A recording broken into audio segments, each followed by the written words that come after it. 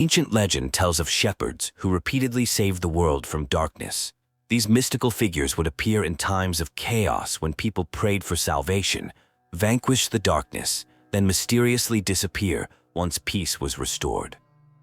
Over time, they faded into legend, but now darkness threatens again, and people yearn for a shepherd.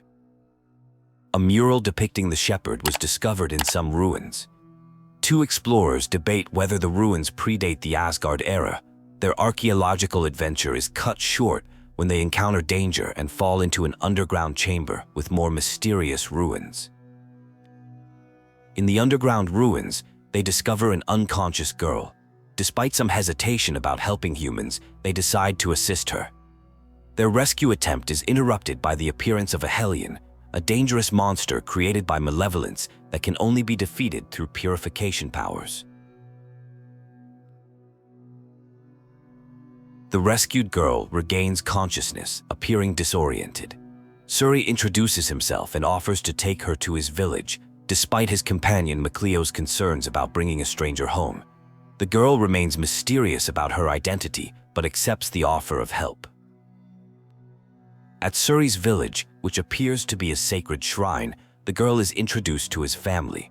However, Gramps, a guardian figure, becomes angry about bringing a human into their domain. It is revealed that Sorey, though human, was raised differently and can perceive things normal humans cannot. The village contains artifacts related to the shepherd legend, including a special crest. The girl shows interest in these relics while exploring the village, though she feels constantly watched. She reveals she is from Lady Lake, the capital city mentioned in the Sacred Blade legend.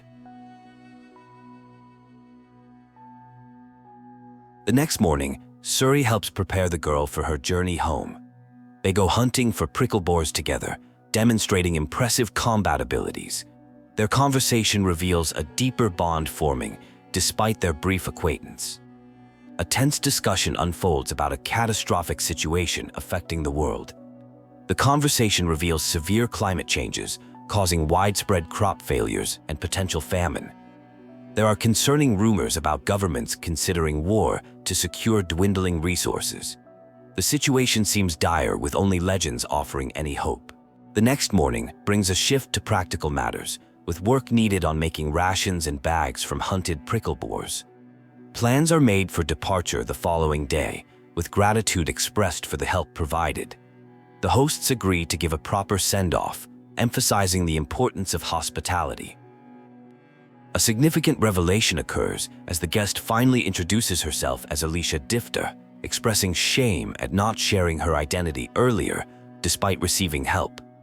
She confesses her belief in Seraphim and discusses ancient legends about the shepherd who could restore order. She sees parallels between these legends and her current host. Investigation of ruins reveals Alisha is connected to Hyland royalty through a discovered crest. The peaceful moment is interrupted by detection of an intruder, potentially a dangerous Hellion, leading to an immediate search mission with warnings about the threat level. A confrontation occurs with a fox-like Hellion, revealing these creatures can speak and were once human before becoming corrupted. The Hellion attacks and devours someone named Mason, demonstrating their frightening capabilities before departing to pursue their main target. A journey begins with two companions, including Mikleo, who joins to help navigate the human world. They receive financial support and a heartfelt message from Gramps about following their chosen path. The transition into a new world brings both excitement and challenges. The travelers meet the Sparrow Feathers, a merchant caravan led by Agile and Rose.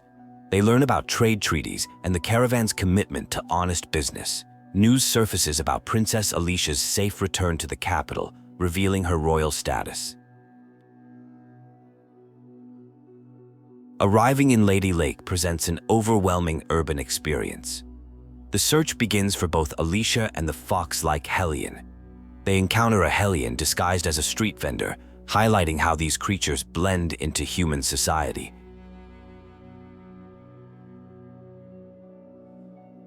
An intense confrontation with the fox Hellion occurs, proving more challenging than their previous encounter. The battle is interrupted by mysterious assassins who reveal the existence of multiple threats to Princess Alicia, suggesting urgency in reaching the sacred blade pedestal. At a festival entrance, someone tries to gain access but is denied by staff who only allow authorized personnel. A helpful stranger offers assistance in exchange for payment, suggesting they can bribe the guard for 1,000 gold. A valuable pipe is offered as payment instead of gold. An introduction occurs between Sorey and Lady Maltran, who is revealed to be the festival committee leader and Alicia's spear instructor. The conversation touches on the trial of the blade and some political tensions, though Maltran remains composed despite mentions of those who view her unfavorably. During the festival ceremonies, Maltran delivers a speech about maintaining cultural traditions during difficult times. She speaks about various crises, including weather issues, political conflicts, and food shortages. The ceremony includes a ritual involving purification flames. The festival is disrupted by angry citizens protesting economic conditions and government control. The situation escalates into a riot, revealed to be orchestrated by the Chancellor. The unrest causes negative emotions that transform someone into a dangerous Hellion creature. A crisis unfolds as black flames appear with the Hellion. The Lady of the Lake explains that purification power comes through becoming her vessel and taking on the role of shepherd, a difficult path that requires bearing heavy burdens and making tough choices. Sorey, introducing themselves as Lailah, expresses their dream of uniting humans and Seraphim by studying ancient ruins. They decide to become the shepherd despite the warnings about the difficult path ahead. A dramatic ceremony follows as Sorey takes up the sacred sword. An intense battle breaks out involving Sorey, now empowered as the shepherd, fighting against Hellions including a werewolf and slimes. They demonstrate new abilities including purification powers and special attacks like Tiger Blame. The conflict ends with Chancellor Bartlow's arrival and official closing of the festival. After becoming a vessel for the seraphic power, Sorey experiences a severe fever lasting 3 days, a typical reaction when humans make pacts with seraphs. Sorey awakens at an inn after 3 days, cared for by Alicia. Upon walking through town, they discover their new ability to sense malevolence, a dark force corrupting the city. They gain instant celebrity status as the new shepherd. By the lake, Lailah reveals the true purpose of the shepherd, to defeat the Lord of Calamity, an ancient being who creates Hellions through overwhelming malevolence. This entity has appeared throughout history and has the power to permanently change the world. A conversation reveals important details about the Lord of Calamity and the shepherd's role. No shepherd has appeared for 200 years, coinciding with a massive calamity during that time. The Lord of Calamity generates malevolence, and the shepherd's duty is to stop them. However, their current location remains unknown. Instead of getting direct answers, guidance is given that the shepherd must discover truths independently. The journey requires traveling the world to learn about its people, the effects of the Lord of Calamity, and how both humans and Seraphim live. Only through personal discovery can one effectively stand against the Lord of Calamity. When asked about previous shepherds, Lailah becomes evasive. She explains having an oath that grants special powers like purification, but also prevents her from discussing certain topics. The group decides to focus on investigating shepherd myths across different lands rather than pressing for answers. After a meal, Lady Alicia sends gifts including traditional shepherd garments. Sorey tries them on to great approval from others, though Mikleo seems jealous. A heartfelt letter from Alicia expresses joy at finding someone who can communicate with Seraphim and wields the sacred blade. Sorey visits Alicia and demonstrates communication with Seraphim through a special method requiring closed eyes and held breath. While challenging, this reveals Alicia's natural resonance with Seraphim, though not as strong as Sorey's. The Seraphim remind Alicia about showing gratitude and avoiding malevolence. The group encounters mysterious turtle beings while exploring the town. These helpful creatures sell them updated maps, as their current celestial record maps are outdated. This chance meeting provides them with valuable resources for their journey. Sorey demonstrates growing power by sensing strong malevolence in town. They encounter and defeat a Hellion, saving someone who is unaware of their supernatural predicament. The experience leads to discussion about expanding their fighting capabilities. Mikleo, wanting to be more useful in battle, learns about becoming a sublord by dwelling inside Sorey as a vessel to gain purification powers. This arrangement would allow them to fight alongside each other more effectively against the forces of malevolence. The group explores ancient ruins, discovering a sealed door with the crest of the Kingdom of Hyland. The seal appears to be politically motivated, suggesting historical artifacts were hidden away by authorities. The characters demonstrate extensive knowledge of archaeology and ruins exploration. A significant revelation occurs at an altar to the sacred blade. This location holds historical importance as the site of a previous Shepherd's Pact formation. The conversation touches on themes of burden sharing and personal duty, highlighting the complex relationship between shepherds and Seraphim. The concept of iris gems, also known as earthen historia, is introduced. These special objects allow those with resonance to view stored memories, though interestingly, one character cannot see anything within them, creating a mysterious situation. The altar is revealed to be a testing ground for potential shepherds, with a cruel twist. Those who failed could never escape. The presence of malevolence and Hellions makes the location particularly dangerous, requiring the flames of purification to proceed.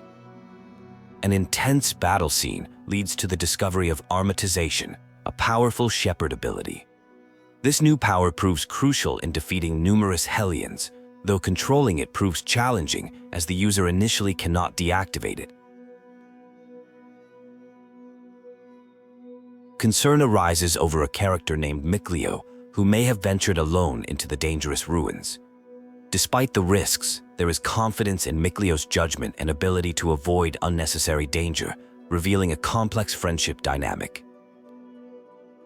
The scene shifts to a lighter moment where the shepherd's identity is recognized by grateful civilians. This interaction highlights the growing public awareness and expectations placed on the shepherd, creating an awkward but touching moment of recognition. The scene opens with Maltran, a knight preceptor and advisor to the royal army of Hyland, thanking Shepherd Sorey for help at a festival. She requests assistance for Alicia, suggesting she needs a good friend. The conversation reveals Maltran is highly respected and admired as a role model. A family heirloom knife is returned after being found near Alicia in some ruins. The knife holds great sentimental value as a generations-old family possession. This exchange leads to an important discovery about communication with someone named Lailah. An explanation of the world's structure is provided, detailing how Seraphim and humans historically worked together against malevolence. Lords of the land and vessels played crucial roles in maintaining blessed domains through worship at sanctuaries. The current problem is that the local sanctuary lacks both a lord and vessel.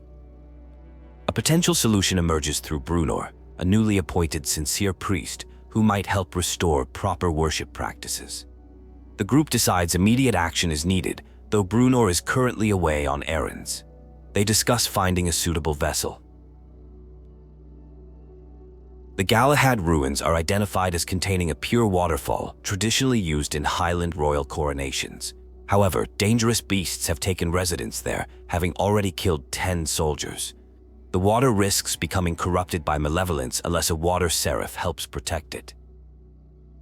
The group decides to head to the Galahad ruins despite the dangers. A discussion about squires follows, explaining how they can fight Hellions within the shepherd's domain. Alicia requests to become a squire to help free Hyland from malevolence. A ceremonial bow is revealed to be a divine artifact, which determines the form of the Armatiss. The importance of elemental properties in divine artifacts is explained. specifically noting the bow's water element connection to Mikleo, a water seraph. An intense battle breaks out against poisonous creatures. Fire-based attacks prove ineffective, leading to a desperate situation. Mikleo arrives at a crucial moment and requests to become a sublord, despite initial resistance from others. The battle concludes with a successful Armattiss combination, demonstrating impressive combat abilities. This leads to Alicia's enhanced ability to both hear and see Seraphim, showing significant growth in power. The group reaches the pure waterfall. Mikleo is asked to freeze the water to protect it from malevolence corruption during transport back to the sanctuary, as ice proves more resistant to corruption than liquid water. A significant discovery was made when the Earth in Historia finally reacted, revealing a glimpse of the past and someone writing the celestial record. This awesome revelation suggests there are more Earth in Historia artifacts that could provide additional historical information. The excitement of this discovery led to physical exhaustion, resulting in a high fever that required rest at an inn.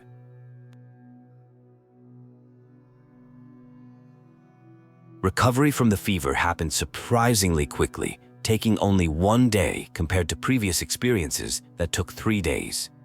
This quick recovery demonstrated exceptional natural ability. During the recovery period, there was helpful assistance with letter writing and correspondence. At a sanctuary, Father Brunor was helping people through prayer and healing. A touching scene unfolded when a mother sought help for her son's healing legs. Despite initial reluctance, Father Brunor accepted a contribution after the mother expressed concerns about rumors and seeking salvation. A special request was made to enshrine and look after a new Seraph in the town's sanctuary. Despite initial hesitation and acknowledgement of past royal family mistakes, the request was accepted with honor and commitment to perform the task wholeheartedly. An investigation of the collapsed Grifflet Bridge revealed unusual water currents. This led to warnings about evacuation and discussions of a water spirit's rampage. The situation quickly escalated when a massive waterspout appeared, causing panic and chaos among the people. An intense battle sequence occurred, revealing that Hellions were actually transformed Seraphim. The shocking revelation that Seraphim could become dragons confirmed ancient legends. The bridge destruction was attributed to this transformation. After the battle, Uno agreed to become the Lord of the land for the domain of Lady Lake.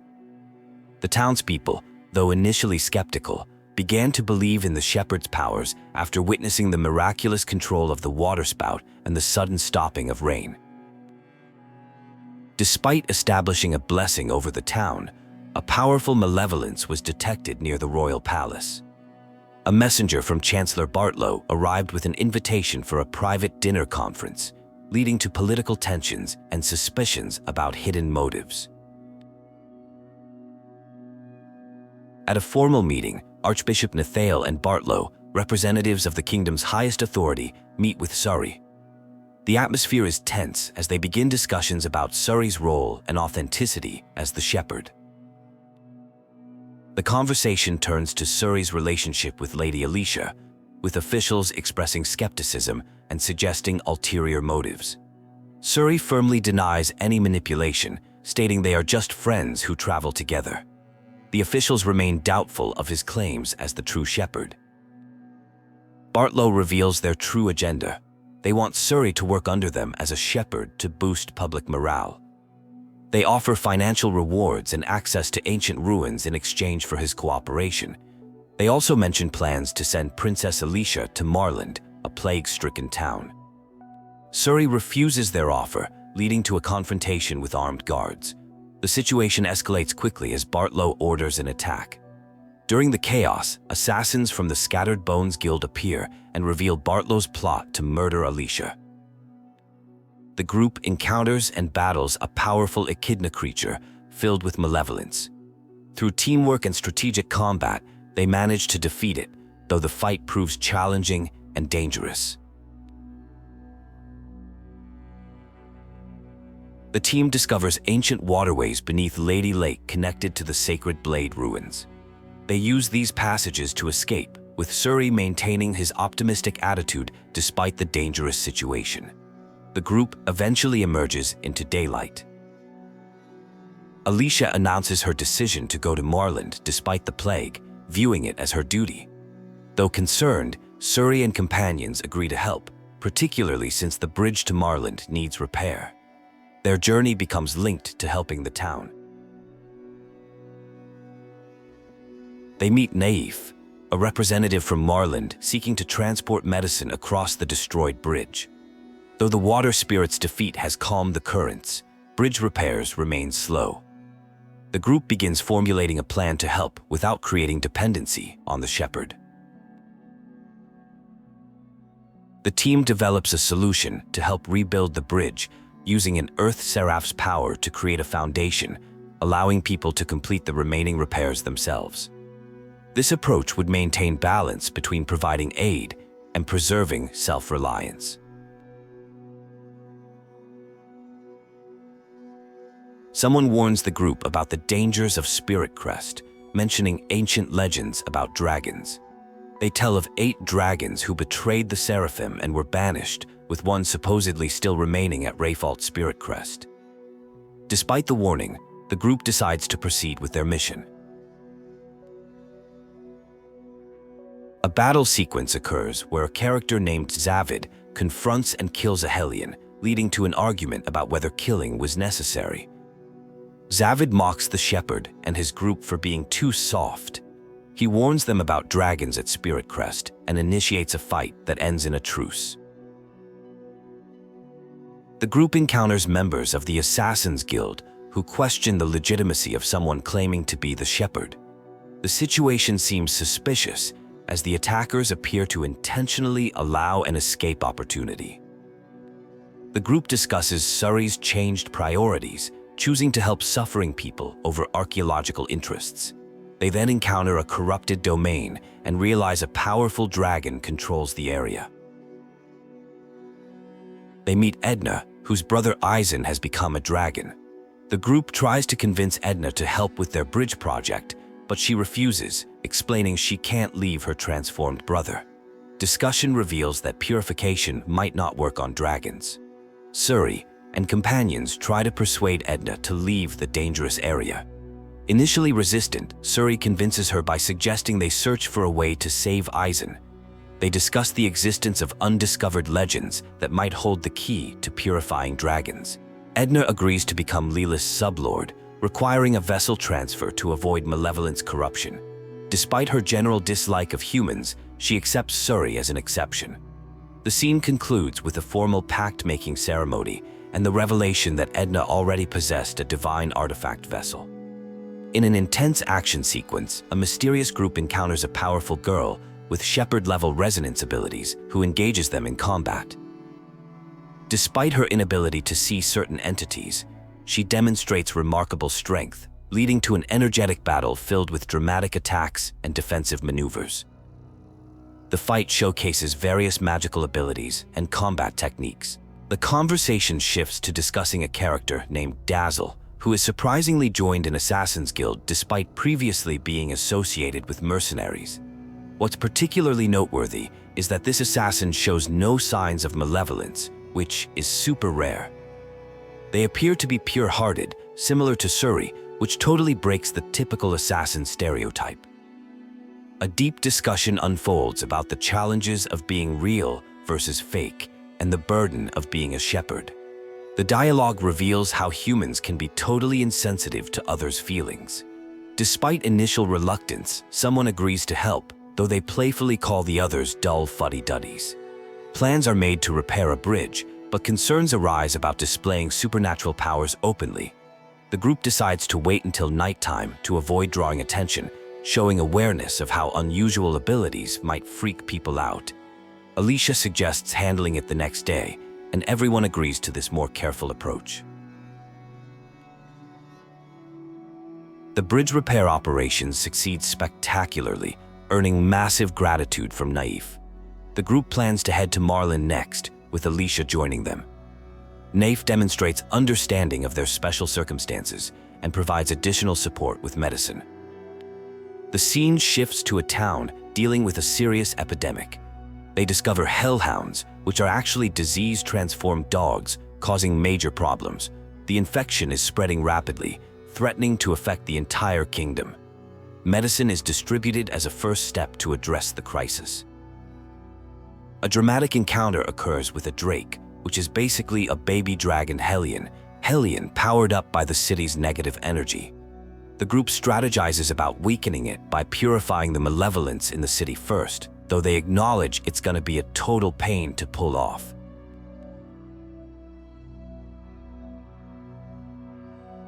The story takes a turn when they discover suspicious activity involving valuable books. Following someone to a graveyard, they uncover a theft situation. The culprit, motivated by past hardships and poverty, eventually shows remorse when caught, leading to the dissipation of malevolent energy. A strong Hellion presence is detected inside a museum. The group needs to search the entire building to locate it. Someone makes a pun about canvassing the museum, relating it to canvas used for painting. The group encounters what appears to be the source of the Hellion. They engage in combat using various special moves and abilities while trying to confront the entity. They meet Lady Lailah and a character named Attack. It's revealed that Attack is a Norman, a special type of Seraphim that can boost other Seraphim's powers, similar to a supportive role or assistant. Attack confesses to destroying artwork while transformed into a Hellion. The destruction was triggered by anger over how humans were treating art during wartime, selling pieces on the black market and using art as propaganda for conflict. The group discusses how malevolence can stem from anyone's spirit, especially when hatred exists. They talk about the special dangers this poses for Seraphim and the complex relationship between shepherds and those they try to help. Edna returns with Attack, who offers to help boost their power. They develop a plan to combine Attack's Norman abilities with arrows to take down a drake. The timing needs to align with the full moon for maximum effectiveness. The group engages in an intense battle with the drake, successfully defeating it through coordinated attacks and combined powers. Though they acknowledge they might not be strong enough for a full dragon yet, they remain optimistic about future growth. They meet Rohan, a guardian seraph who nearly became a dragon. Princess Alicia takes responsibility for the corruption that affected the town. Rohan agrees to give his blessing to help purify the area. Their attempts at purification are hindered by another powerful Hellion nearby. The shepherd shows signs of fatigue, leading the group to take a break. Attack and Lailah share some history about their past relationship with Norman Seraphim. The shepherd receives news about reinforcements and medicine deliveries. The group discusses possibly hiring mercenaries to protect the town from lesser Hellions, though they acknowledge mercenaries would struggle against stronger threats, like the Hellhound. A conversation begins about delivering medicine to a sanctuary.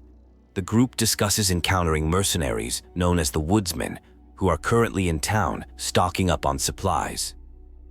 There is urgency to get supplies quickly given the dangerous nature of the town.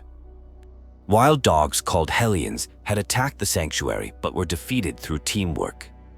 These Hellions are noted to be particularly challenging opponents, especially for humans to handle.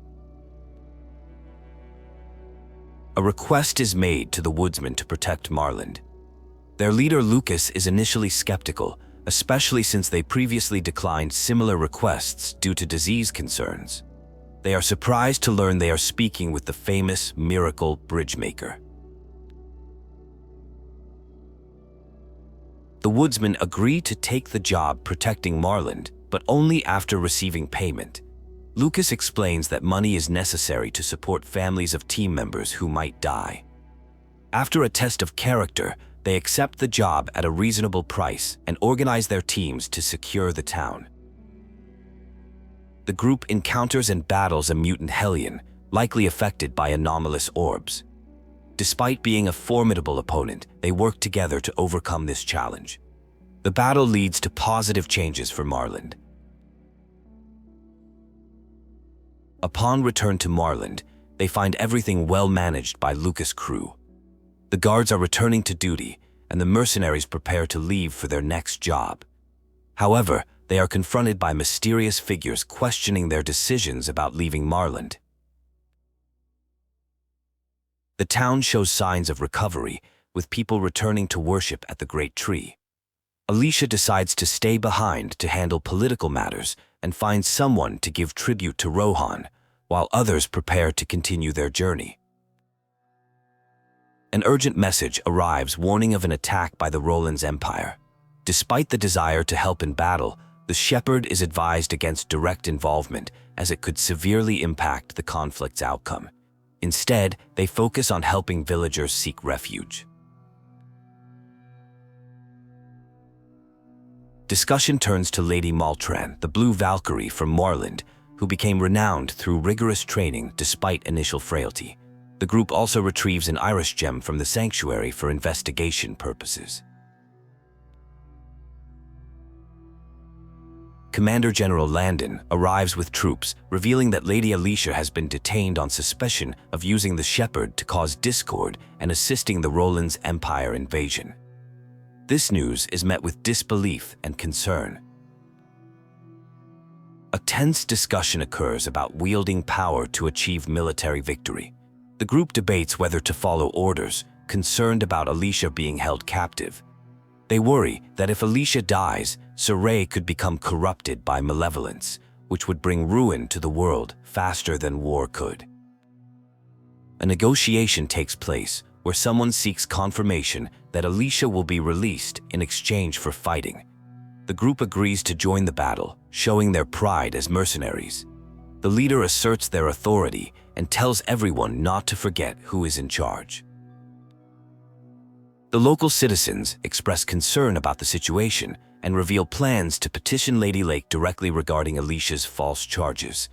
They encourage the group not to give up hope and request promises of their return. An intense battle begins with the Roland's Empire.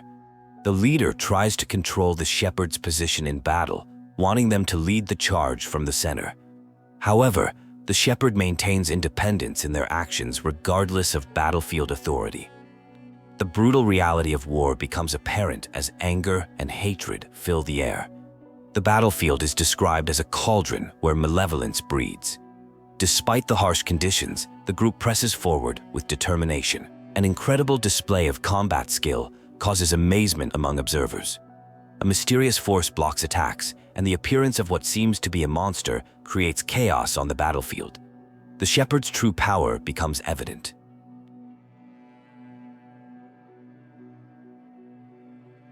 After the main battle ends, attention turns to dealing with remaining threats. A general insists on pursuing retreating forces, showing unnecessary cruelty. The discussion turns to fulfilling the promise of Alicia's release. A powerful and evil domain is detected, possibly belonging to the Lord of Calamity. Despite warnings about lacking strength to face this threat, the group decides to confront it while agreeing to retreat if things become too dangerous. A confrontation with a powerful being named Heldorf occurs.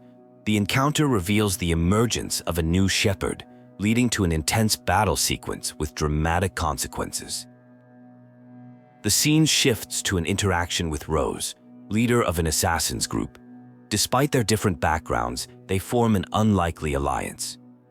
Rose explains that her guild only targets those who truly deserve it, while warning the shepherd about maintaining righteous actions. The group meets Maven, an explorer studying the celestial record. This encounter brings a moment of respite and introduces new possibilities for understanding their world through historical exploration. The hideout needs to be abandoned and jobs put on hold until the situation calms down. A peculiar comment is made about a shepherd showing concern for an assassin's guild. The appearance of a shepherd signals major changes ahead, with new conflicts on the horizon. A discussion about mysterious ruins begins, noting they are not documented in celestial records. There is something deeper to uncover about these undocumented shrines and legends. Understanding legends requires experiencing their history firsthand rather than just reading about them. After an exhausting day, the group decides to rest. Rose offers a bed and advises staying put until safety is confirmed. A concerning situation develops where communication with spirits temporarily fails, causing worry about Sorey's well-being. An explanation emerges about overlapping domains and their effects. A corrupted domain stronger than a dragon's caused temporary paralysis of resonance abilities. This reveals Heldorf as potentially being the powerful Lord of Calamity with unnaturally strong malevolent energy. An awkward interaction occurs when someone catches Sorey talking to invisible Seraphim.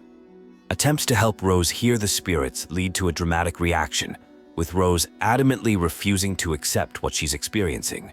This causes tension within the group. A conversation about the Armatiss Ability takes place, explaining it as a fusion between Shepherd and Seraph powers. Discussion follows about whether Rose could potentially use this power, though her current denial of Seraphim makes it impossible. Despite warnings, Sorey considers returning to the battlefield to confront the Lord of Calamity. The group convinces him to rest instead and explore nearby ruins, emphasizing the dangers of a shepherd becoming corrupted by malevolence. The group encounters a mysteriously sealed entrance in the ruins. Different approaches to opening it are debated, from careful examination to brute force. Rose maintains close surveillance of Sorey throughout this exploration. After successfully opening the door, the group prepares to explore deeper. Warnings are given about powerful monsters called Hellions. Despite the dangers, Rose insists on joining the expedition, showing determination and combat capability. The ruins prove challenging with complex mechanisms and sealed doors. The group discusses having Rose join them permanently, considering the benefits and challenges of partnership.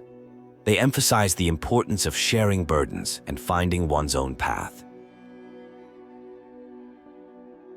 The scene opens with discussion of luck and an ominous feeling in the air. Someone is running late, causing concern. Suddenly, smoke appears, leading to tension between humans and non-humans in the group. Despite attempts to stay calm, there's clear anxiety among the group members. The mood briefly lightens as someone expresses having fun, but this is quickly interrupted when a domain opens, revealing a powerful and malevolent presence identified as a Hellion. A dangerous young dragon newt appears, creating immediate danger for everyone present. The situation escalates into a battle against the Hellion. Sorey and others engage in combat while trying to protect those who need to escape. Rose, feeling responsible for the situation, refuses to leave despite being told to run away. A deeper conversation unfolds about Seraphim and their relationship with humans, particularly focusing on Sorey as the shepherd and his unique burden. This leads to an important moment where someone named Rose must make a crucial decision about joining the fight. The battle intensifies with coordinated efforts between team members. Sorey gives Rose the true name Wilk, and multiple characters engage in combat, using various special moves and abilities against the dragon newt Hellion.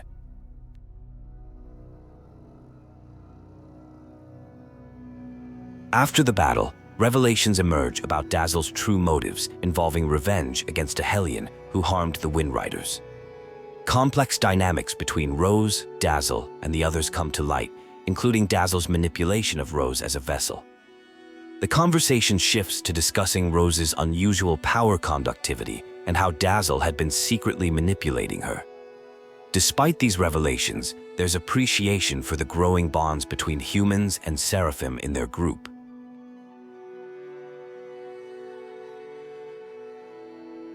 The group meets Oish, a talking dog Seraph, and Rose takes this surprising revelation remarkably well. The team decides to continue exploring the ruins, despite some members wanting to return. The exploration leads to the discovery of a significant mural depicting the shepherd's trial. The mural reveals 4 important locations marked across the continent of Glenwood, suggesting a greater journey ahead for the group. The group discusses getting new equipment and power-ups that could help them take on someone named Heldorf. When questions arise about domains and other unfamiliar terms, they decide to save the discussion for mealtime. Having accomplished their goal, they prepare to head back, with one member surprisingly retreating into their gourd.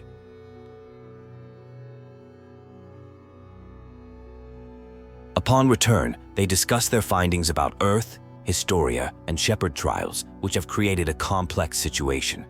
They decide to plan their travel efficiently since locations are spread worldwide. Pendrago is suggested as their next destination to explain to the Roland's Empire that Hyland forced them to fight. Oish expresses desire to stay, but can't be alone, as someone needs to worship the Seraph to prevent it from becoming a Hellion. The group promises to find someone to help maintain the shrine. Oish agrees to provide blessings in return and bids them farewell as they plan to depart the next day. The group encounters an army inspection point where they must wait in line. Rumors circulate about the shepherd reaching Rawlins, with both knights and church viewing them unfavorably. The situation appears tense as the Roland's Empire seems hostile toward the shepherd. Captain Sergei Strelka of the Platinum Knights conducts the inspection. The group presents themselves as Sparrow Feathers merchants with a guild pass. When questioned about their suspicious appearance, they create an elaborate story about nobility and romance to avoid detection. Talk in town reveals that elixir is being sold with apparent church blessing, promising benefits like longer life. The prices are reportedly extremely high, making it accessible only to the wealthy nobles of Hyland and Rawlins. The group visits a sanctuary with remarkable architecture, but finds no guardian seraph present. They discuss whether to restore the blessing, but decide to focus instead on developing their powers to face the Lord of Calamity. Sergei confronts them about their deception at the sanctuary, leading to an intense battle. Despite the conflict, both parties show restraint, and Sergei ultimately recognizes Sorey as the shepherd, requesting help for Rawlins.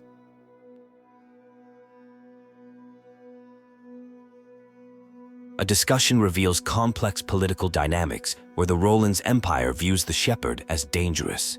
Cardinal Fort, second only to the Pope, reportedly possesses similar powers to the shepherd and effectively controls the young emperor. The conversation is interrupted by a hostile priest. A discussion reveals that Pope Macetra was a beloved philanthropist trusted by the emperor and knights. However, about a year ago, he mysteriously disappeared. In his absence, Cardinal Fortin swiftly took control of all political power. Suspiciously, 18 knights who investigated the cardinal went missing, suggesting potential foul play. Plans are made to meet with the cardinal at the church in Pendraga, despite restrictions on commoner access. There is confusion when someone mistakenly believes 2 of the characters are married. The group agrees to meet at the Knight's Tower once arrangements are made. The conversation shifts to the Sparrow Feathers organization, which operates both as merchants and does special jobs. They discuss new product decisions, including the successful launch of Mabo curry buns. The group plans to check out potential new hideout locations in the Mallory Forest. The group discovers a dangerous location called a Crucible of Malevolence, where Hellions are forced to fight to become more dangerous. This practice, known as venomization, occurs in several places across the Glenwood continent. They resolve to stop this sinister operation. They encounter Sergei, one of the Cardinal's subordinates, who demonstrates incredible abilities and is revealed to be a Hellion. This discovery raises suspicions about the Cardinal's true nature. The group seeks shelter from Rain to discuss further details. The narrative moves to discussing an investigation of the Romano firm, which is discovered to be exploiting and bankrupting families. The Sparrow Feathers organize teams to investigate further, while celebrating their successful Mabo curry bun product.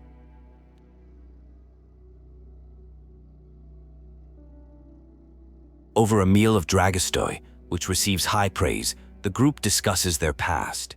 It is revealed that some were formerly part of the legendary Wind Riders, an elite mercenary group that could defeat massive armies. However, they were betrayed by the imperial family of Rollins.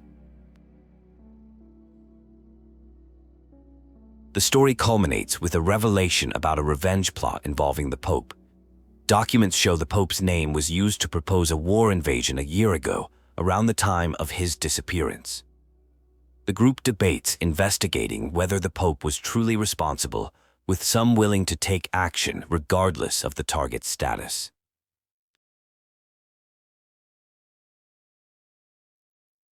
A discussion about the powerful 5 Lords of the Seraphim takes place.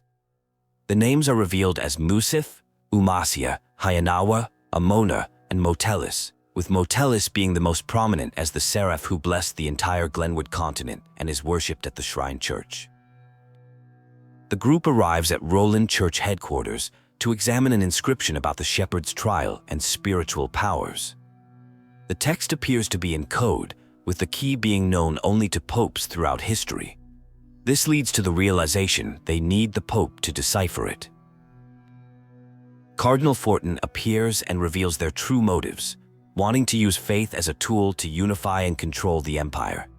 The Cardinal explains how the Pope Macedra abandoned his post. When cooperation is refused, the Cardinal attacks, but the group manages to escape. Information surfaces that the Pope may be in Gadotin village. The group decides to search covertly rather than sending knights. They obtain a travel pass, but learn that rock slides have blocked the direct route, forcing them to go through Cambria Caverns instead. The group encounters Sindra, former Seraph of Lastenbell, who reveals using bells as vessels and expresses disillusionment with humans. This leads to a confrontation with dangerous creatures, including a Rougarou and Hellion wolf breed. A tragic revelation occurs involving Margaret and Wiggs, who transformed into monsters. The story explains how fear and anger led to violence in the city. This connects to broader themes about the church becoming stricter and hostile toward those with different beliefs. Just when the group thinks they are safe, they encounter a mysterious Heliote creature whose presence in this location is quite unusual. The nature of this being, whether bird or beast, remains unclear as they prepare to face this new threat. Someone mentions not being ready to command the wind yet, expressing frustration with wind control. The group encounters Lady Edna, who has a minor slip, leading to some teasing comments about not being able to take her anywhere. The conversation has a friendly, joking tone, typical of close friends. The group arrives at a village with a new school building. They meet Slengd, the village chief, who proudly shows off the school built for the village's future. The visitors pretend to be researchers studying frontier eating habits. The village appears unusually prosperous despite being in an infertile region. The village of Goddeden seems unusually prosperous and happy despite lacking fertile land or trade routes. Something seems off about the situation. There's no blessing from Seraphim and the guardian Seraph is missing. The chief has somehow managed to make the village thrive despite these challenges. The group discovers ancient ruins predating the Dark Period. They notice something suspicious about the village chief Slengd, his possession of rare glasses, typically only available to nobility or holy orders. This leads them to suspect he may have connections to important religious figures. The group finds a warehouse containing fake elixir, an addictive energy drink being sold to nobility with fake church certificates. This explains the village's mysterious prosperity. They suspect the missing pope may be involved in creating these official-looking certificates. The chief is revealed to be Pope Macedra, who abandoned his position after feeling burnt out from years of selfless service that cost him his family. He found a new family among the villagers and began the fake elixir operation to help support them. The group debates what to do with this discovery. The Pope reveals ancient knowledge about the shepherds' four powers: earth, water, fire, and wind. These powers can be obtained through trials at special shrines across the land. The group learns they are at Egrain, the shrine of the Trial of Flyer, one of these special locations.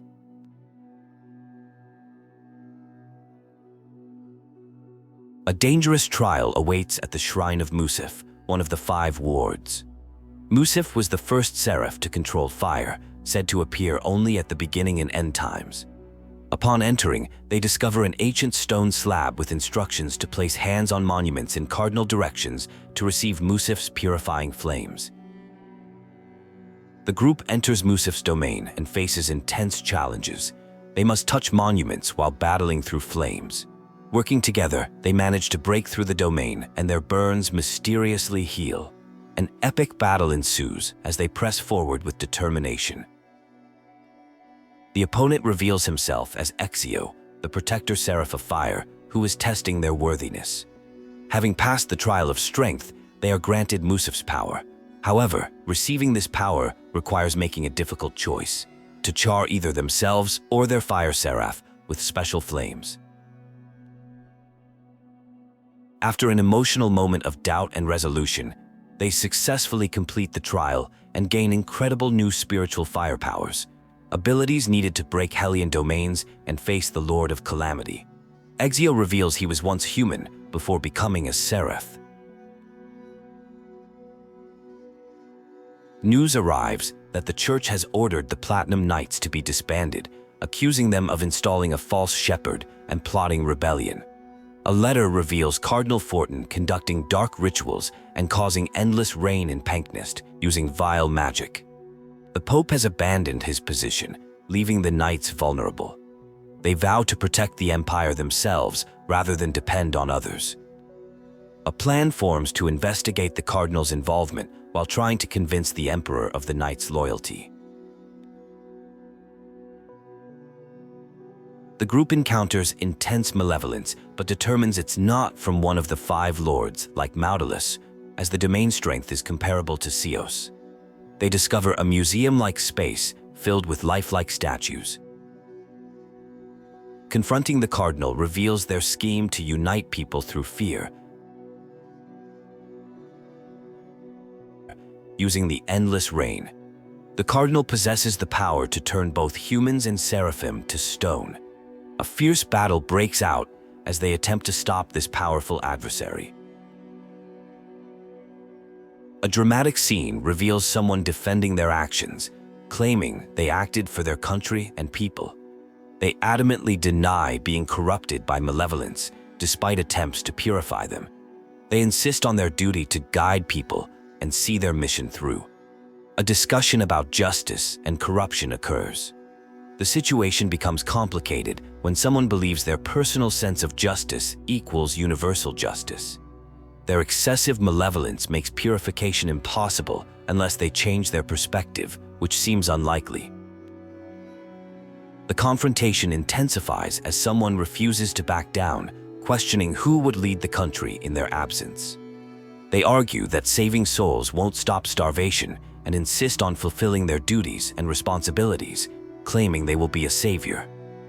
The scene shifts to a more somber tone with discussion about taking lives versus giving them.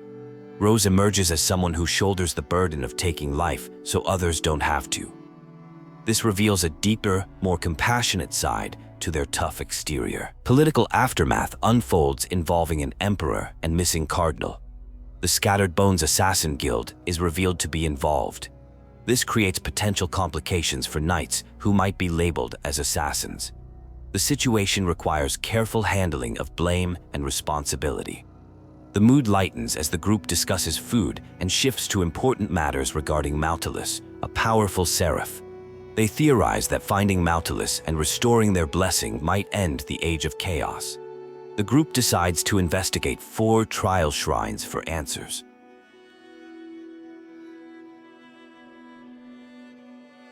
An imposter shepherd named Malfour takes credit for others' achievements, including saving a plagued city and stopping a war. Despite the deception, some suggest there might be political reasons behind allowing this facade to continue. A playful discussion about organizational hierarchy takes place, comparing roles to body parts like head and skull. The conversation shifts to discussing their boss, who is described as being like a goddess of victory.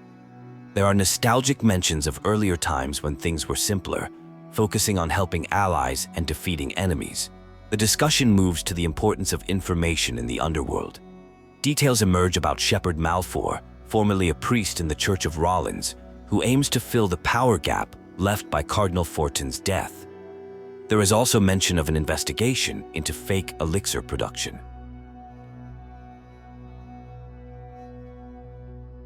The scene shifts to a village where Chief Slengd is reportedly ill and not taking visitors. Shepherd Malfour appears, presenting himself in a grandiose manner while claiming to be caring for the chief. His behavior raises suspicions about the chief's actual condition. A character named Forsha is introduced, who possesses an iris gem that proves valuable to the group. The conversation turns to blessing a village called Godotin, with discussions about finding an appropriate vessel for the blessing. The truth about Malfour and Chief Slenge emerges. Malfour was blackmailing Slenge over the fake elixir distribution. Instead of pure intimidation, it turns out to be a negotiation where the church would overlook crimes in exchange for control over the fake elixir distribution network.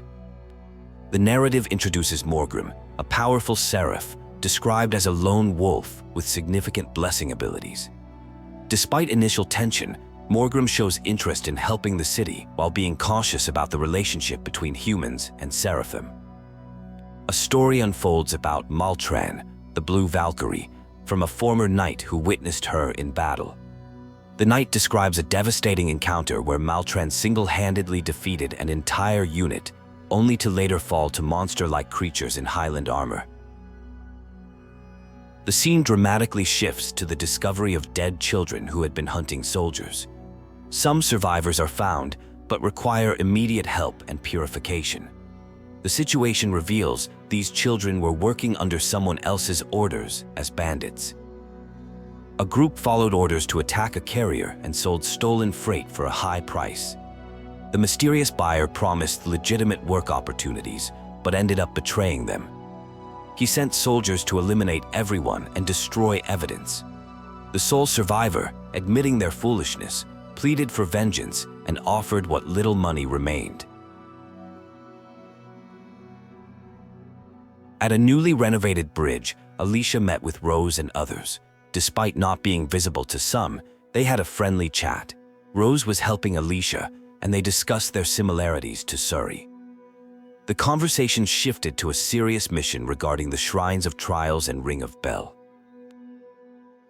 A secret military ruin was discovered at Lake Haven Heights, with Lady Maltran investigating. The discovery happened while catching thieves who had famous swords. The military hoped to find something useful for the war effort there. Alicia had to leave for captain's report. A pickpocket incident occurred where Sorey wanted to counsel a young thief. There was tension with a suspicious guard who tried to prevent Sorey's intervention. The situation escalated when the guard's true corrupt nature was exposed, leading to a chase. The group decided to follow the young thief to investigate potential organized crime. They discussed the responsibility of using Shepherd and Squire powers carefully, agreeing to simply observe the situation. After days of surveillance, they spotted multiple children involved in the operation. They confronted the young thieves who were pretending to be helpless orphans while robbing people. The children claimed stealing was their only survival option after being abandoned by adults. The situation ended with the children being caught by guards. During a visit to find Alicia, Sorey learned she was investigating a spy leaking information to the Roland Empire. Since the Battle of Glaven, Alicia had been working recklessly alone, including searching for clues about Camlon, the legendary village where the Age of Chaos began. Rose is introduced as the Lady Squire, and Gramps demonstrates impressive knowledge about the Shepherd system. The Prime Lord, revealed to be the Lady of the Lake, shares a meaningful exchange about believing in a new future despite history's repetitive nature. A casual conversation about a borrowed pipe takes place. The pipe was useful and is offered as a gift to keep. Through this journey, significant personal growth has occurred, showing maturation and development. The atmosphere is friendly and relaxed as they discuss taking a break to rejuvenate and chat with others, including Alicia. A serious discussion unfolds about a pact that was made unknowingly. The conversation reveals deep concern about not repeating past mistakes with a previous shepherd. There is reflection on fate and intertwined destinies, with hope coming from the purity and virtue displayed. A commitment is made to support and accompany them on their journey without regrets. A tense situation develops involving accusations of leaking confidential information. Evidence of connections to Rollins is discovered, including bridge renovations and military transactions. It is revealed that the accused was actually working as a secret diplomatic liaison between Hyland and Rollins during wartime, highlighting complex political dynamics. The aftermath of the political incident is discussed. Despite having to apologize, rumors were contained. Personal background about the Difta family is shared, revealing complex family dynamics between nobility and common citizens. There is reflection on wanting to gain acceptance and honor family legacy. At Leffe, the Shrine of the Water Trial, the group encounters Altol, a protector Seraph. They face Azura, a powerful Hellion fueled by rage. The trial requires understanding why Azura became a Hellion rather than simply defeating it. It is revealed that Azura was once a shepherd who lost their sword. The truth about Azura and Altol emerges. Altol stole Azura's special mithril sword to prevent destruction. The sword had power to cleave malevolence, but Azura's pure nature and excessive worry led to corruption. The sword is offered but declined, showing wisdom in the choice. A shocking revelation occurs when Maltran is exposed as a Hellion, working with the Lord of Calamity. She admits to manipulating Alicia for war purposes, viewing the princess as a tool for conflict between Hyland and Rollins. Her true sinister nature becomes clear as she mocks their shock. The focus shifts to Alicia's struggles with Hyland moving toward war. Despite facing resistance, she maintains determination. The conversation reveals her deep connection to Maltran, who trained her since age 7 after her mother's death, making the betrayal even more significant. Tension rises around whether to tell Alicia the truth about Maltran. Complex emotions surface regarding protecting Alicia versus honesty. The situation grows more complicated with the appearance of Minotauros and revelation that a Seraph was once a shepherd. A strange discussion unfolds about transcending races through death. The focus shifts to a trial involving a shepherd named Powin, who is known for defeating over 10,000 Hellions. The conversation reveals uncertainty about someone's status as a shepherd. An introduction to a character named Edna occurs, who appears lonely and seeking attention. The group discusses needing to reach an altar for a trial, but Edna seems dismissive of their single-minded focus on the trial.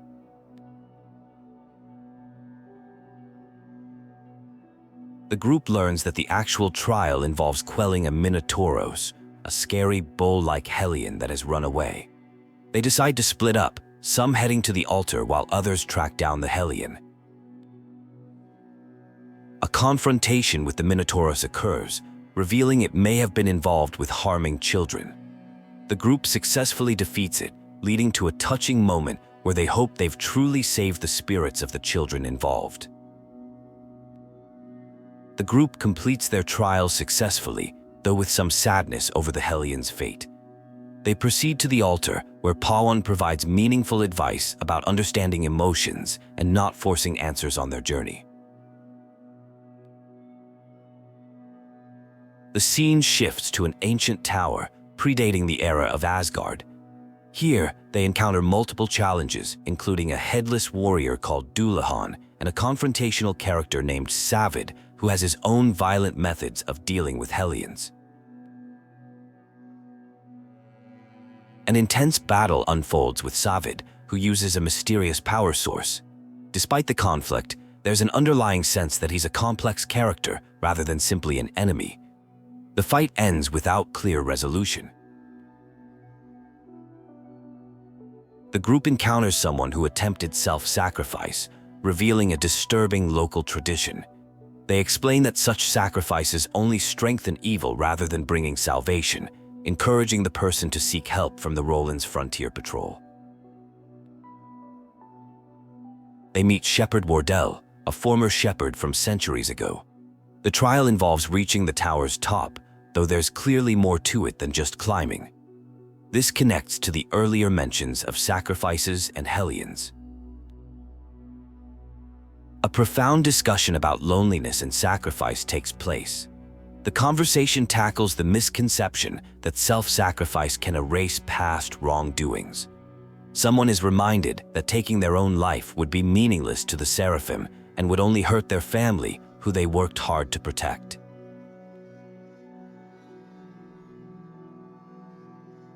The discussion shifts to the importance of perseverance and family support. A key message emerges about not trying to bear burdens alone and working together to find solutions. The mood is encouraging, but acknowledges that challenges still lie ahead. A revelation occurs about sacrifices leading to a corrupted religious idol. A person identified as Sorey, who is a shepherd, arrives with a wind seraph named Dazzle, who saved someone's life. The rescued individual expresses deep gratitude and commits to living more bravely going forward. A trial is completed successfully, demonstrating strength, spirit, and bonds. The power of wind is offered as a reward. There is discussion about the importance of true friendships and companionship, though some resistance to these ideas is expressed.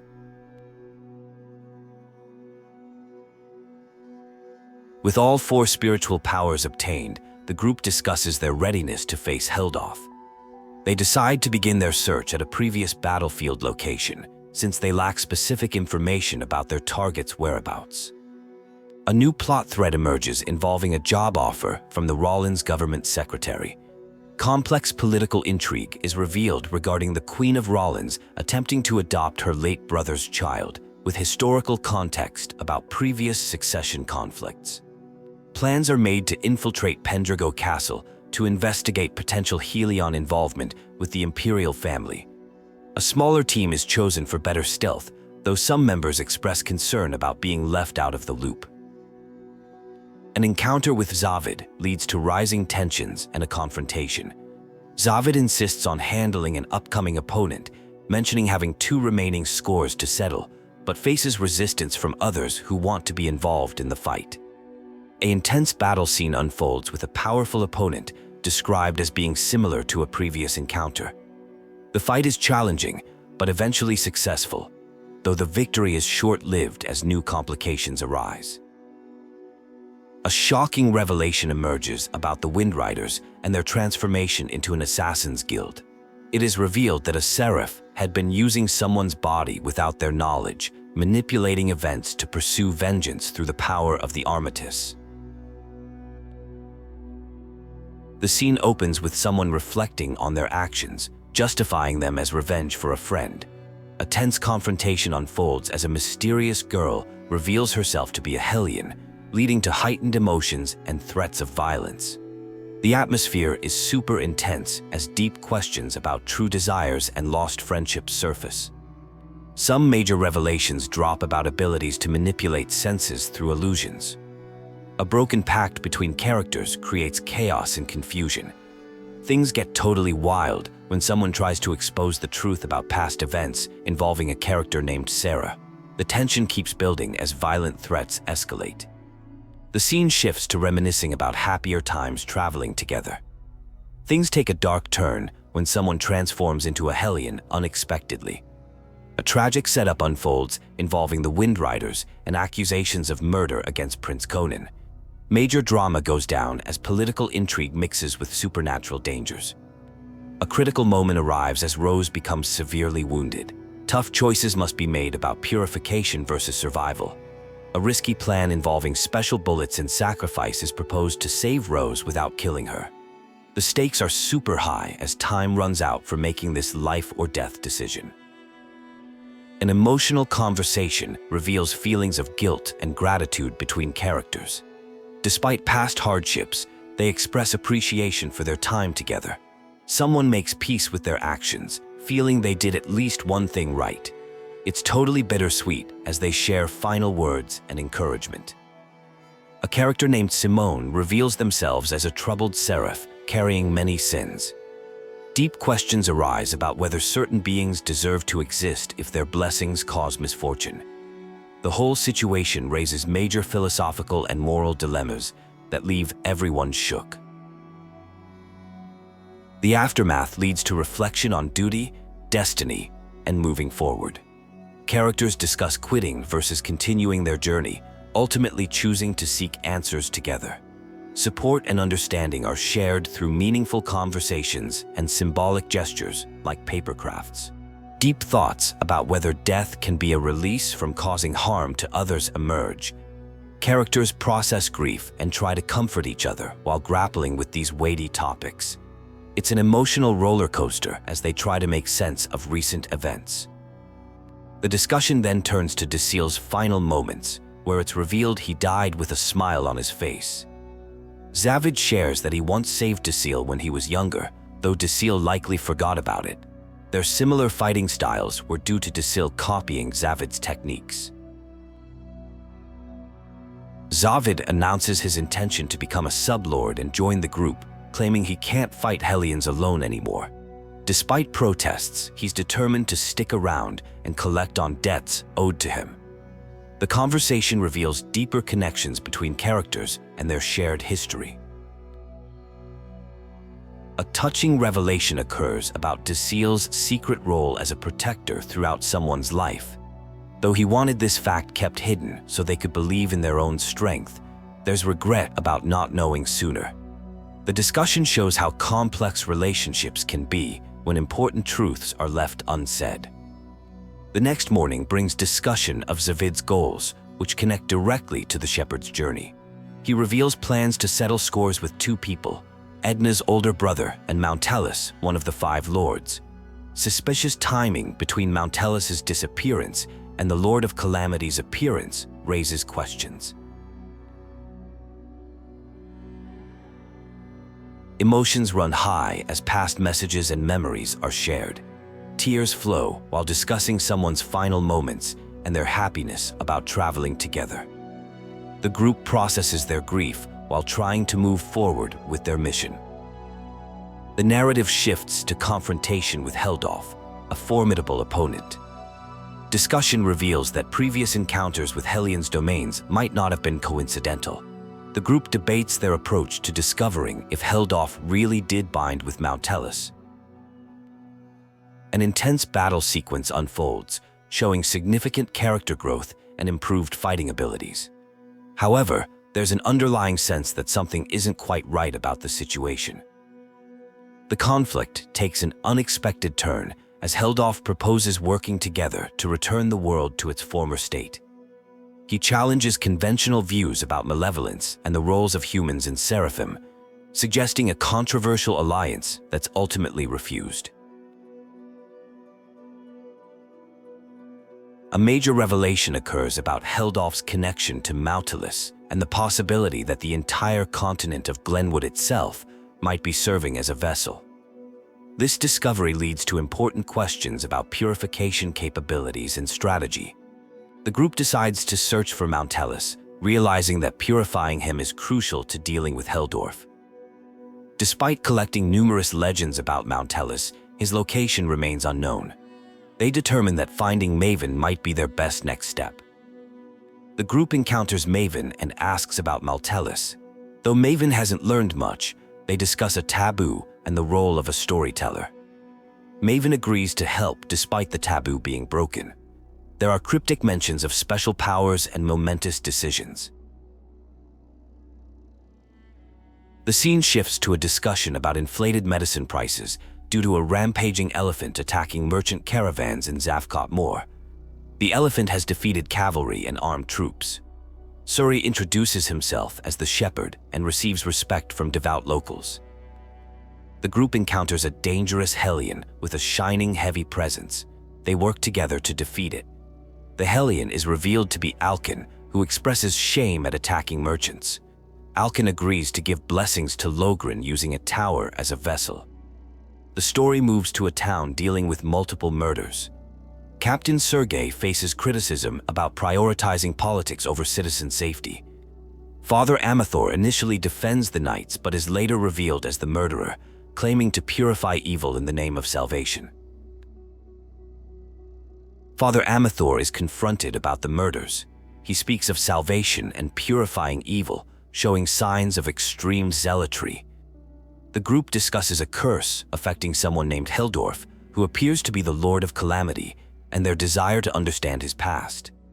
The group discovers an ancient monument covered in carvings from the era of gods. Maven explains the role of the storyteller of time and reveals a hidden earth in Historia that shows the dawn of chaos. They prepare to experience visions of the past. The vision takes them to Camlon, the origin village. The group shows hesitation about continuing, knowing the story won't end well. Mikleo and Sorey appear particularly affected by what they're witnessing, while others note the inevitable tragic conclusion of the events they're about to see. A dramatic revelation unfolds as connections between Mikleo, Muse, and the shepherd are discovered. A child is found alive, though this discovery is met with shock and dismay. The scene reveals that someone has become a Heliogen, apparently due to someone's selfish ambitions. A character is cursed with eternal solitude as punishment. The Valkyries make their appearance during a retreat situation, leading to a confrontation. Lightning strikes and a general prepares for battle. The truth about Kittybeard emerges. They didn't naturally become a Hellion, but were cursed by the previous shepherd, marking one of the worst possible fates. A scene of intense malevolence unfolds, revealing a premature birth of a child. Despite different vessels at birth, the child's human nature is acknowledged. The poor health prospects of the premature infant are discussed, with predictions of only a few months of life expectancy. An urgent situation develops involving Zenrus and Muse.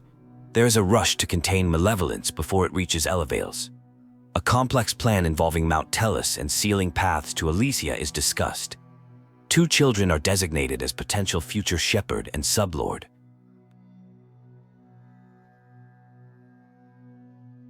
Revelations about Sarai being a village survivor and Mickey being transformed into a Seraph emerge. The characters discover Mount Hellas' location and discuss their path forward. They search for Maven, who was last seen activating a monolith's hidden powers.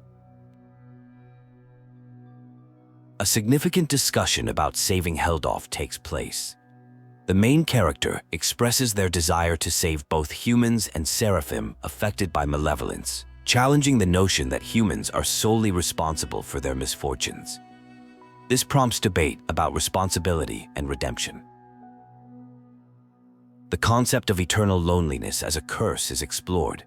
An intense battle sequence unfolds where characters must prove their determination and face difficult choices about severing bonds of strength. Characters demonstrate resilience in facing challenges without succumbing to malevolence. Their journey together strengthens their resolve. A crucial moment arrives where they must show their true beliefs through actions rather than just words. Maven faces consequences for violating a taboo, leading to the loss of special powers. The situation becomes emotional as farewells are exchanged. Important lessons are promised to be passed on to others. The group plans their journey to Camelon via Alicia, discussing strategic locations and sealed roads. There is mention of impending conflict between Rollins and Hyland, suggesting an approaching final battle. The situation appears to be escalating toward a serious confrontation. A tense conversation reveals plans for conflict at Glavon Basin, with mentions of food, weapons, medicine, and coffins being used to make profit from the upcoming war. The atmosphere is charged with anticipation of violence and opportunity for those looking to exploit the situation. Action shifts to a weary traveler heading to Cat's Corner, a mysterious location in the illusionary village where cats reside. This could potentially lead to a major confrontation between cats and turtles. The location is unfamiliar, requiring research and consultation with knowledgeable Seraphim about regional legends. Battle reports come in from Blue Tempest Knights with significant casualties: 118 wounded, 30 dead on their side, and 50 enemy casualties.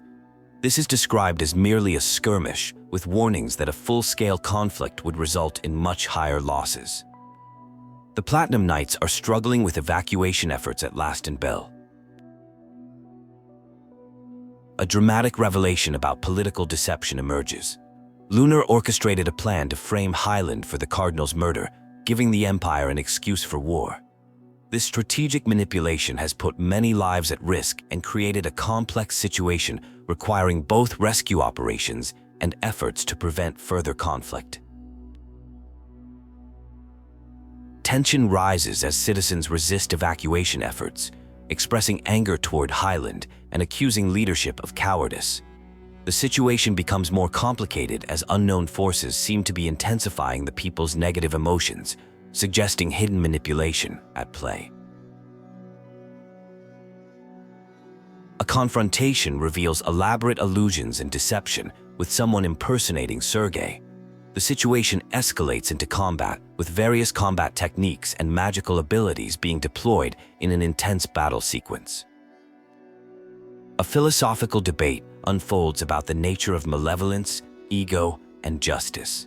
Questions arise about the true motivations of the shepherd and the legitimacy of their mission, leading to deep discussions about friendship, support, and personal beliefs. A series of noble mansion robberies is discussed, with the unique detail that the thief leaves notes and distributes stolen money in the streets. This Robin Hood-style activity has caused significant damage and injuries to guards, leading to complications in promised payments and rewards.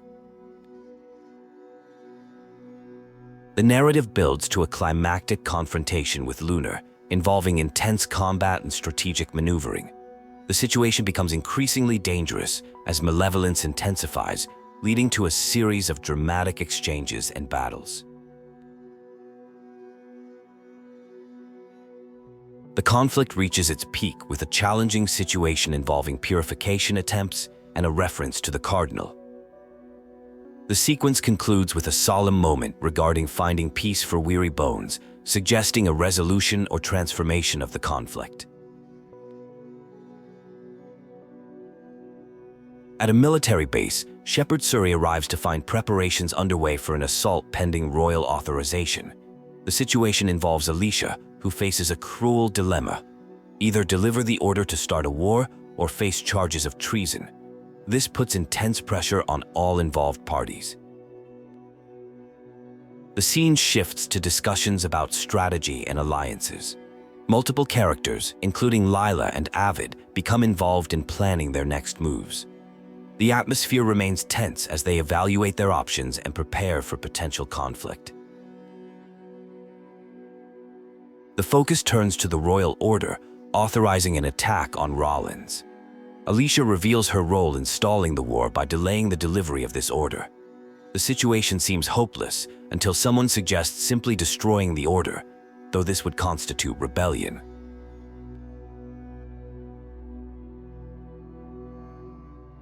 A shocking revelation emerges about Lady Maltran being a Hellion serving the Lord of Calamity.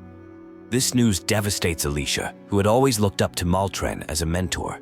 Despite initial disbelief, Alicia resolves to confront Maltran directly.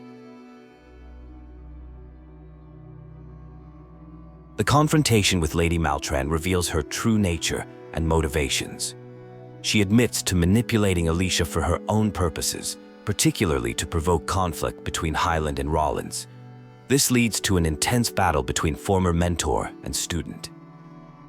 Following the difficult confrontation, Alicia experiences an emotional breakdown, questioning her purpose and expressing exhaustion with everyone's expectations. However, through support and encouragement, she finds renewed determination to stop the war despite her pain. News arrives that the war between Roland's empire and Hyland Kingdom has already begun. The group must quickly mobilize to respond to this development, with hints of an important special event about to unfold. An epic battle scene unfolds involving a massive dragon. The shepherd and allies engage in combat while dealing with the creature feasting on malevolence generated by human fear. Despite the overwhelming odds, they maintain their resolve to fight. The battle intensifies as more allies join the fight against the dragon. Working together, they coordinate their attacks and maintain hope despite the challenging circumstances. Their combined efforts begin to turn the tide of battle. The battle concludes with humanity's victory and the disappearance of malevolence. The exhausted fighters celebrate their success and plan to rest at their old hideout. The atmosphere shifts from intense combat to peaceful resolution. A casual conversation takes place about someone getting rest and being taken care of. The discussion suggests a familial dynamic with mentions of acting like a mother or sister figure. The atmosphere is relaxed and caring as they discuss tucking people in to sleep. After sleeping for 3 whole days straight, someone wakes up totally starving. Sorey had also just woken up before them. Plans are made to head to Laston Bell to check on things, though there's some playful teasing about being workaholics. A Hyland messenger arrives seeking peace talks with Roland's Imperial Army. Though initially facing bureaucratic obstacles, a reunion occurs between Sorey, Alicia, and others. Despite being at war officially, they work to arrange diplomatic meetings through unofficial friendly channels. Progress is made on diplomatic efforts as Alicia receives an invitation to Pendrago Castle for direct negotiations with the Empire. The mood is optimistic about potential peace talks, with some lighthearted joking about the war dragging on. The peace talks show promising progress thanks to Princess Alicia's efforts. A more relaxed scene follows, with discussions about taking breaks, getting drinks, and resting. Even a dog expresses happiness about the reduced conflict. 2 friends, including Lailah, share a moment watching over the city. They reflect on their journey with the shepherd and how far they've come, thinking about both past experiences and future possibilities. A serious discussion occurs between Edna and another person about the ethics and reasoning behind killing Hellions. The conversation touches on complex themes of death as salvation and personal conviction in difficult choices. The scene shifts to a stargazing moment where deep emotions are discussed. They talk about how emotions are as numerous as stars, each shining uniquely. The conversation reveals concerns about maintaining resolve and supporting friends through challenges. A heartfelt exchange occurs about friendship, personal beliefs, and protecting others' pride. They discuss the complex nature of dealing with Hellions and the responsibility of making difficult decisions for others' well-being. The conversation provides profound insights about unseen stars still shining, drawing parallels to how humans perceive Seraphim. They discuss future possibilities about spreading power throughout Glenwood and growing the ranks of squires, though this comes with serious implications. The conversation begins with discussion about waiting for Earth's malevolence to be purified, which could take years or centuries. There's uncertainty about whether humans who can communicate with Seraph will choose peaceful coexistence. Despite these challenges, the speaker maintains hope and vows to hold on to their dream of exploring ruins worldwide. The group engages in lighthearted banter about gender intelligence differences. They decide to depart immediately rather than waiting until morning or saying goodbyes. The night sky holds special significance as they prepare for their final battle. The group discovers something has happened in Elysia. They discuss Heldorf, who has potentially led humans and Hellions into the area. There's debate about whether Heldorf needs to break the seal to reach Camelon, since his connection to Motellus might allow him to bypass it easily. The discussion turns to Kittybeard's attempts to corrupt Sorey with malevolence. The group acknowledges how difficult it is to maintain composure when friends and family are in danger. They express determination to stop whatever evil plans are being plotted. The scene resembles a battlefield where people have transformed into Hellions and turned against each other. This tragedy occurred despite the war being nearly over. A massive amount of malevolence indicates a broken seal, causing concern for their companions' safety. The group encounters a barrier set up by Zenris to keep humans out. They learn that Gramps went alone to drive out humans despite the dangerous malevolence. The group struggles with guilt over leaving him alone, but maintains hope in his survival. The narrative shifts to an investigation involving the Romano firm. It's revealed that Romano, an art collector, has been orchestrating a scheme to acquire valuable artworks through forced bankruptcies and using children as pawns in his plan. A confrontation occurs with Romano, who defends his actions by claiming he's the only one worthy of possessing fine art.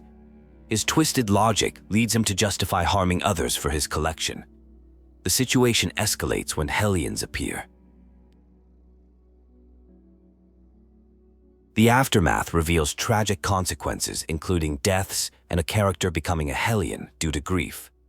This leads to philosophical discussions about saving people versus delivering justice, and whether killing can ever truly solve problems. The story continues with political negotiations between Hyland and another kingdom.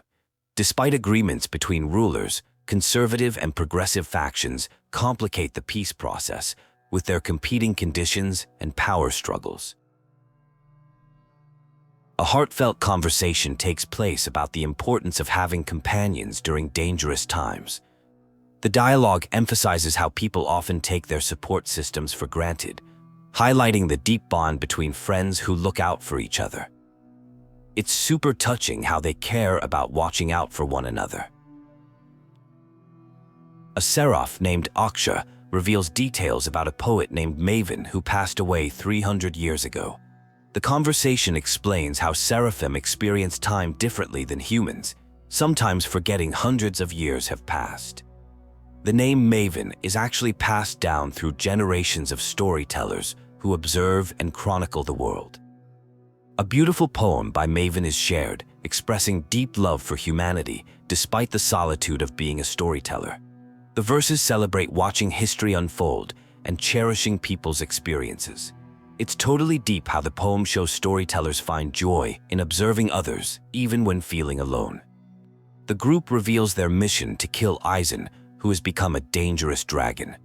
His sister Edna struggles with accepting this reality, having held on to hope for hundreds of years that he could return to normal. The emotional scene shows her finally coming to terms with the tragic situation.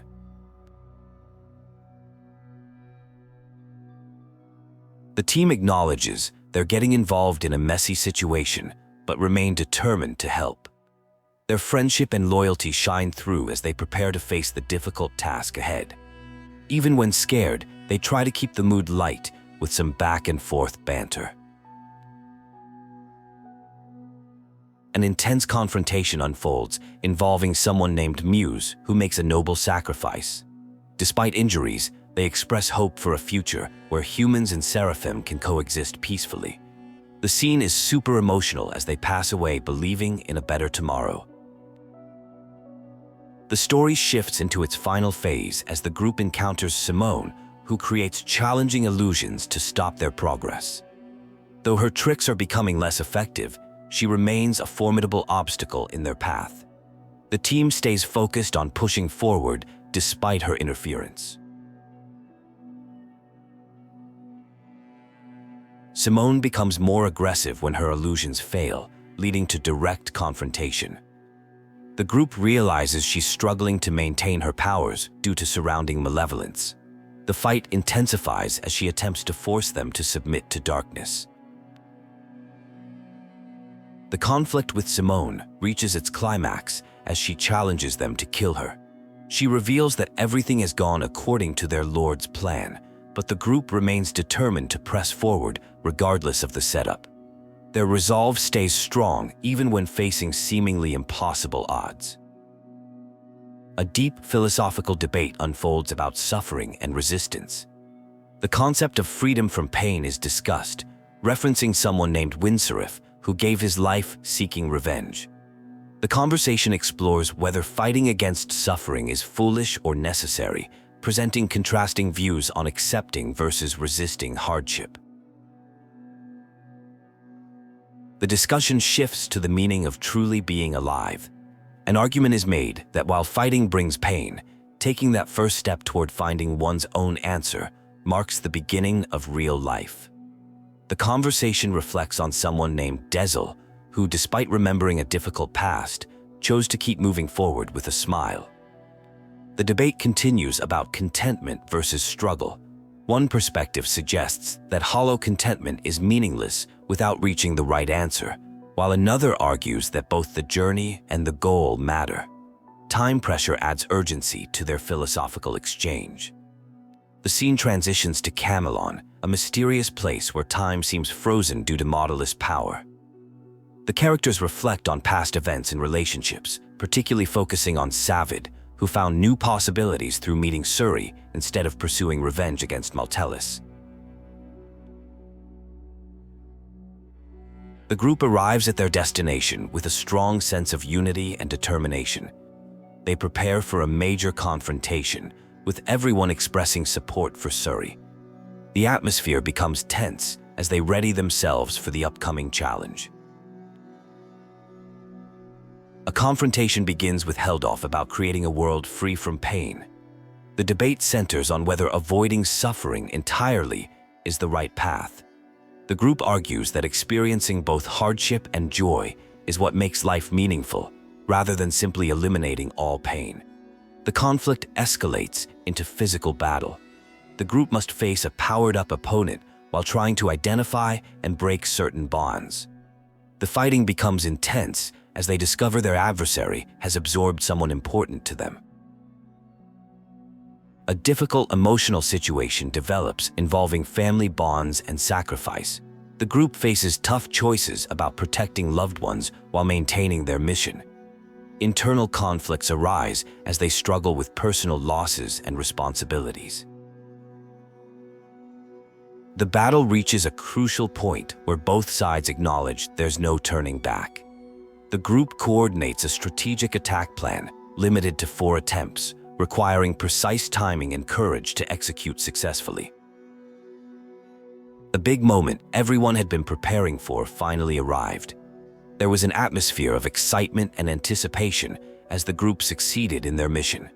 The initial victory was met with enthusiastic celebration as they accomplished what they set out to do.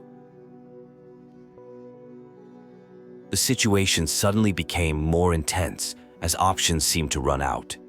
Questions arose about what moves remained available, creating a tense atmosphere as the group faced their challenges. The momentum shifted as they realized they needed to push forward despite limited choices. An epic battle sequence unfolded with special moves like Tiger Blade and Dragon's End being unleashed. Quick tactical decisions were made as everyone coordinated their attacks. The fight intensified with rapid exchanges and strategic positioning, showing off their combat skills. The battle reached a crucial point, with powerful moves being executed one after another. Sonic abilities and dragon-based attacks were deployed in quick succession. The pressure mounted as everyone gave their all to end the conflict decisively. An unexpected turn of events left everyone shocked as something previously thought impossible occurred. The group was pushed to try everything in their arsenal, facing challenges that tested their limits and resolve. A major goal was finally achieved, bringing closure to a long-standing quest for revenge. However, this victory came with a warning about an ongoing age of chaos, suggesting that the consequences of their actions would have far-reaching effects. A dramatic revelation occurred about a cycle of power, warning that defeating the current threat would lead to the rise of a new danger. This created a moral dilemma about whether ending one evil would simply birth another. The conflict reached its emotional peak with a bittersweet resolution. Someone named Heldorf, who had lived in isolation, was finally freed from their solitude. The moment was filled with both sadness and necessity. Even in the final moments, resistance continued, showing incredible determination. The struggle persisted until the very end, demonstrating the unwavering spirit of those involved in this epic confrontation. The conclusion arrived with a simple expression of gratitude, marking the end of an intense and emotional journey.